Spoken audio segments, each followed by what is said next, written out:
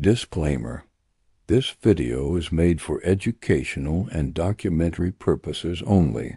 We do not intend to cause any violence or hurt anyone through this video. Rather, we have tried to delve deeper into an unsolved mystery and find the truth.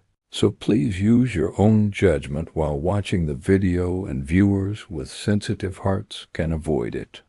Well, think about it. Why would 5 healthy, strong people who were very happy with their lives suddenly do something that has no logical explanation?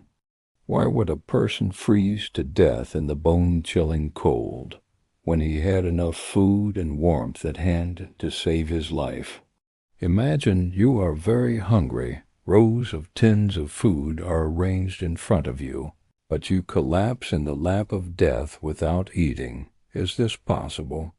Can human psychology be so complex? Or was there some other supernatural or terrible human hand behind this, which we have not yet known? That night in 1978 was like any other ordinary night. But something happened that night that still keeps investigators awake at night. This incident is so strange that it is also called the American Dyatlov Pass, because, like the incident in Russia, there is no match for logic and evidence. In today's video, we will enter the dark forest where 5 fresh souls disappeared, and we will try to find the answers that have been buried underground for the past few decades. This story is not an ordinary missing person story. It is a puzzle whose every piece gives rise to a new question. Let's go back to that night of February 24th, 1978, where joy turned to horror in an instant. At the center of the incident were 5 close friends, whose names were Ted Ware, Jack Madruga, Bill Sterling, Jack Hute, and Gary Mathias, and these 5 were affectionately called the Boys by the locals. They were from Yuba City and Maryville, California, and each had mild intellectual disabilities or mental health issues, but they lived normal lives and were incredibly loyal to each other. Gary Mathias was the most intelligent of them all, but he had schizophrenia and had to take medication regularly, which was a very important turning point in the story. That day was a very happy one for them because their favorite basketball team, UC Davis, had won a big game. They all went to watch the game together, and their plan was to go straight home after the game because the next day they were going to play in a tournament of their own, which they were eagerly waiting for. After the game, they were all in a great mood. They bought some snacks and drinks from a local store, which they found in their car. Everything was fine. They got in the car, but what happened next cannot be explained by any logic. They were supposed to be heading south, but they drove east, straight into the remote Sierra Nevada mountains, where they had no reason to go. Was it just a mistake, or was someone forcing them to go that way? The night was getting late, and their family members became worried when they didn't return home, because the boys were never late or went anywhere without telling anyone. The police were notified, and a massive search was launched, but the vast forest and snow made it impossible to find anything. A few days later, on February 28th, police found their car, a turquoise and white Mercury Montego, on a deserted mountain road. The car was stuck in the snow, but the police checked and found that it was easy to get out of it. Even more strangely, inside the car were the food, drinks, and game program sheets they had bought, but the car keys were missing. There was no sign of a struggle inside the car. There was plenty of gas in the tank, and the car was fully operational, so why did they abandon the car and walk into the woods in the freezing cold? Investigators were surprised to see the car windows open, even though it was snowing outside. This was about 50 miles from their home, and 4,000 feet above sea level, where temperatures can drop well below freezing on a winter night. Were they scared of something, or were they chasing something? A witness, Joseph Shaughness, was stranded in his car on the road that night and claims to have heard strange lights and human voices.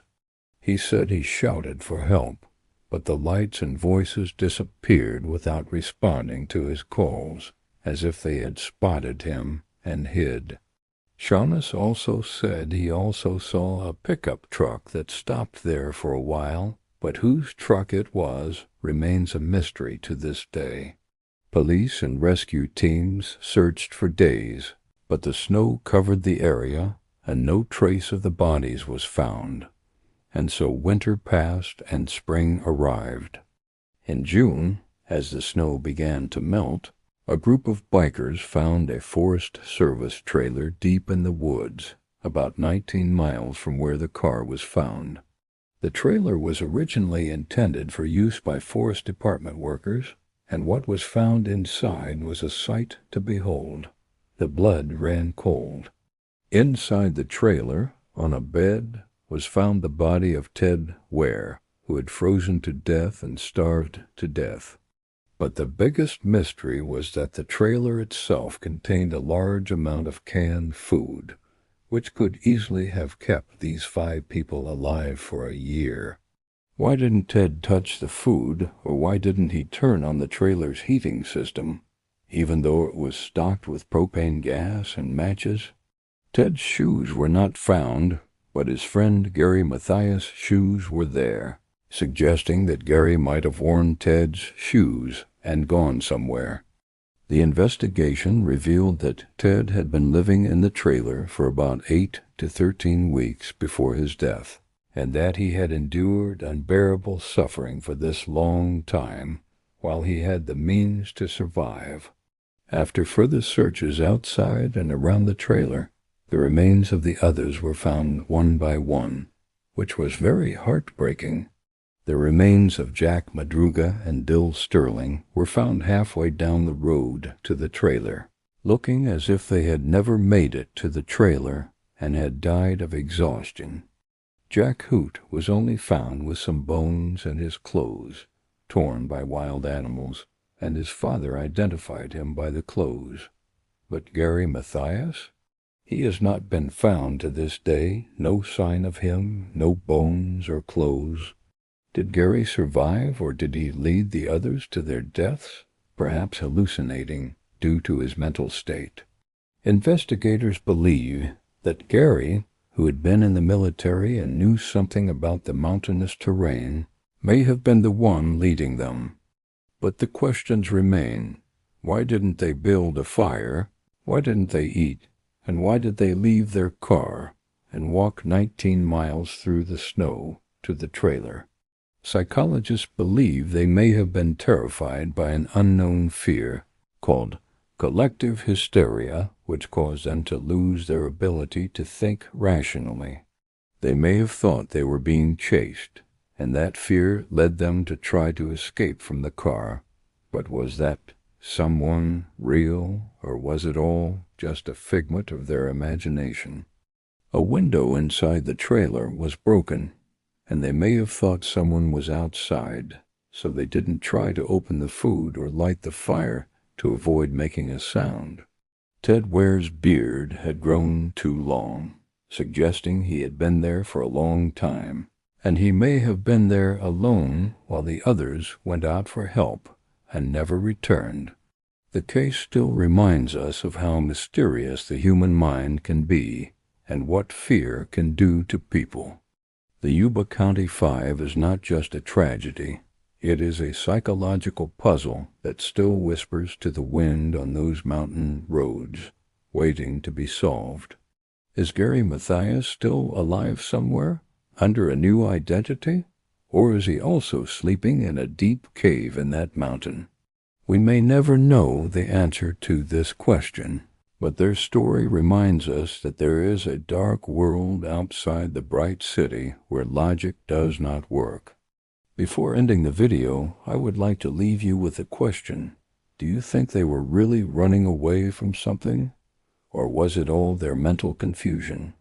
Don't forget to share your opinion by commenting, because every opinion of yours can help unravel this mystery. Thank you for staying with us, and subscribe and press the bell icon so that you can see the next mysterious video first.